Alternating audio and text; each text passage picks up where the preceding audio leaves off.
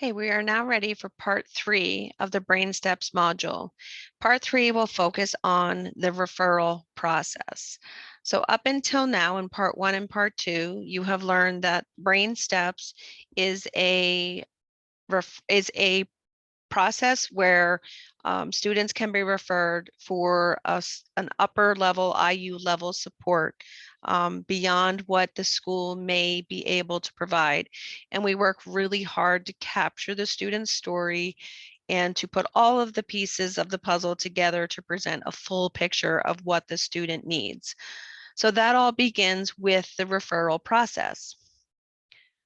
Who can be referred to Brain Steps? Well, the answer is any student in the K-12 setting.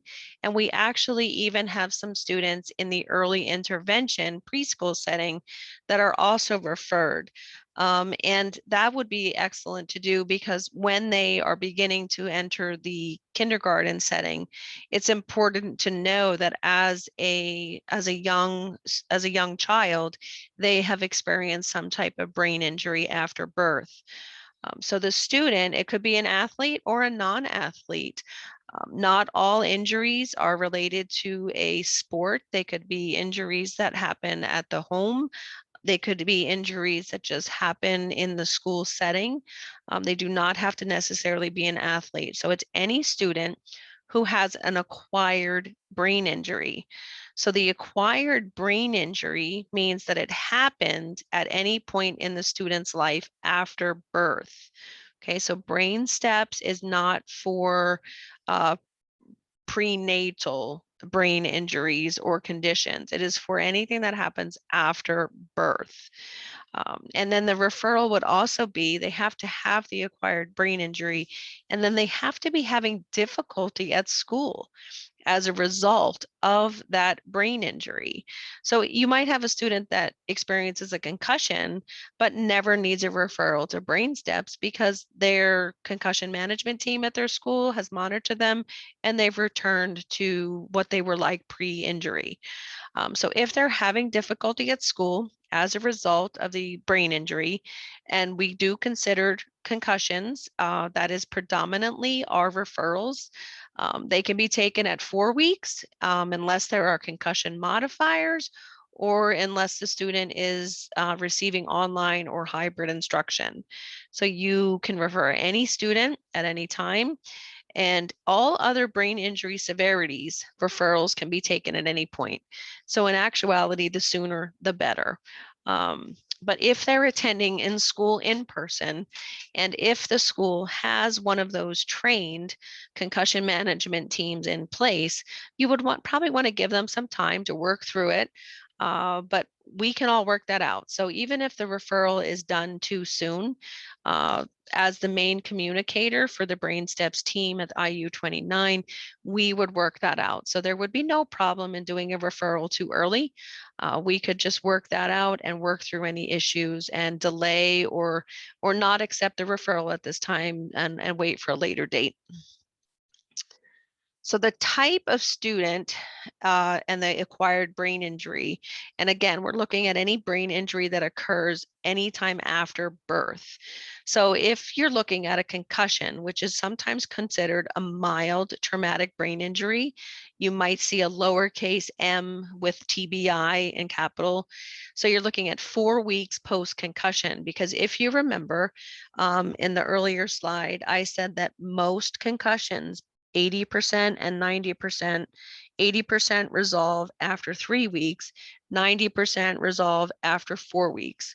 So if there's a concussion and it's been 4 weeks since the concussion, and the student has a history of prior concussions, migraines, or any learning, attention, or emotional disabilities or sleep disorders, you could make the referral after the 4 weeks. But again, I also have the COVID update that says if they are in an online environment, they can be referred immediately. You don't have to wait that 4 weeks. If there's a new moderate TBI, a severe TBI, or a non-traumatic brain injury, you want to make the referral as soon as the injury occurs, The sooner you refer, the better. You don't want to wait for the student to experience negative educational impacts like bad grades. You want to refer early to prevent those issues from happening. Those referrals frequently come into the system from the medical provider. So the medical provider is aware of brain steps, and the medical provider is treating the child, and they actually go into the brain step system and do the referral at the time of care. Acquired brain injuries, whether they're from a traumatic brain injury or a non-traumatic that occurred in the past. If the student is experiencing educational impacts from an earlier brain injury, go ahead and make the referral. We have students that have been referred that the brain injury occurred when they were not even attending school, or maybe occurred in first or second grade, and they didn't have any trouble at the time. So they seemed to return right to normal. They were to return to their baseline. They didn't have any trouble. But then they are in fourth or fifth grade, and all of a sudden they're not able to remember the material the teacher's telling them. They start to struggle with like learning and sleeping issues, or their emotions change more than you would expect for someone of that age. Sometimes that referral happens, we make the referral and we discover that they had a brain injury actually 3 or 4 years ago. It just didn't make an impact until now.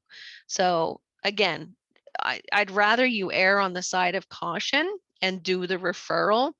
The one thing that we do ask, if you're a school professional, is that you talk with the family, the parent of the student, about brain steps and your plan to make the referral, so that they are aware. And they might tell you at that point, go ahead. And you don't have to explain brain steps to them in detail. What you need to do is say, you know what? I just learned about this brain steps program, and I know that they work with students that have had a concussion or a brain injury, and John's having trouble in class right now. So are you okay if I make the referral? And Doreen will be calling you to talk to you about it. And we don't do any services or any consultation without the parent's verbal and then written permission. So you're just going to do what you think is best for the student. But we do, when I make that first call, I always like to find out that the parent was notified that the referral was going to be made. So how to make a referral is really, really simple. Online is the easiest way. And what you do is you just go to brainsteps.net. And when you get there, you'll see a screen, and there's a big yellow banner that says click here to make a student referral to Brain Steps. And that anyone can do that. You can be the paraprofessional, you can be the parent, you can be the student, you can be a medical provider. Anyone can make the referral. The other thing that you'll see here is you'll see a lot of good information that you're welcome to check out, or you can sign up here and be a registered CMT.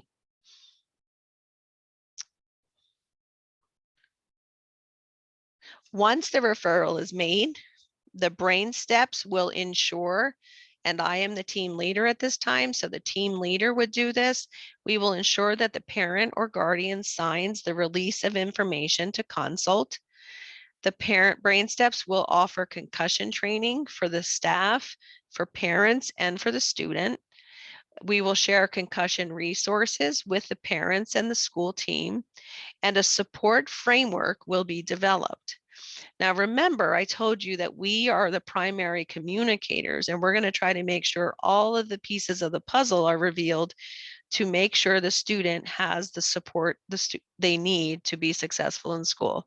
So a support framework was developed based around the reported symptoms, and it is shared with all involved. And it will give some ideas for if the student's having trouble sleeping, here are some things you can try. If the student is having trouble remembering things, here are some strategies you can try. You don't have this, nobody has to try all of them. Some of them will work well, some of them won't work, but it's going to be a framework to be considered to help that student return to learn. A final thought that I'd like to offer for this module is that a concussion is like an energy crisis. It's like driving a car with a really small tank of gas, or having an iPhone or a mobile device that can't hold a charge. Even though you plug it in for all of those hours when you go to bed, you wake up in the morning and within an hour or two, your battery is already drained. That's what having a concussion is like. um, you sleep well, maybe, or maybe the child isn't sleeping well, and they come in first period, and with by the end of first period, they are already drained. So many times suggestions will be to how to help them recharge and how to help them get more energy throughout the day. The other thing that you have to remember is that a concussion causes fluctuating and varied symptoms. So fluctuating means sometimes they're up, sometimes they're down, sometimes they're, strong, sometimes they're weak, and varied symptoms. Not everybody that has a concussion is going to have headaches. Not everybody that has a concussion is going to have trouble remembering things. Everybody is different. So you have to be aware that you can't assume that because these strategies helped one student, those same strategies are going to help another. So that is why there's such individualized consultation that happens. And adjustments and supports need to be very individualized. So teachers, we don't, honestly, we don't get the training to know all of this about concussions. So we have to learn it when it's important to us, when we have a student that's impacted. So that's where I come in and our Brain Steps team comes in. We can help with that, and give the education that's needed. So again, I am the IU29 Brain Steps team leader, and I thank you for this opportunity to share information about Brain Steps with you. Please help us to get the word out. And as you are out in the community with your families, with your colleagues, please let them know about Brain Steps and let them know that they can reach me for more information. And again, like the other modules, if you have any questions, please do not hesitate to contact me directly and type your questions in the box on the form before submitting for completion of Module 8. Thank you very much for your time.